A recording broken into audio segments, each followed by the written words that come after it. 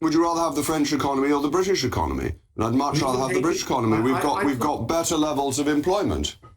That's true. But I just wanted to focus on productivity because you mentioned it, you mentioned employment regulation. There is no doubt, nobody denies it, and I don't think even you would deny it, that the UK has both less regulation of labour, less employment regulation than France, and also significantly lower levels of labour productivity. French workers produce more in an hour, what about America?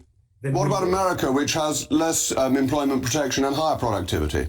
The American route seems to me a much more preferable one. In some ways, but actually similar productivity to France. But the idea that employment regulation necessarily leads to lower productivity simply isn't true. We know that from the but hold on, Jonathan. We know that because, from France. Well, you're very selective because you've got higher unemployment in France.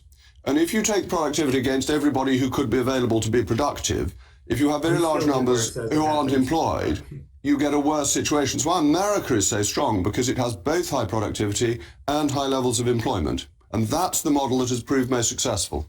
That is true. But nonetheless, France still does slightly better than we do overall, even taking account of that.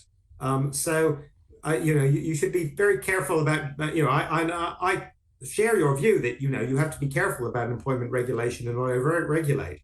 But the idea that more employment regulation is necessarily going to be bad for jobs and productivity is one which no serious empirical economist would buy anymore, I'm afraid.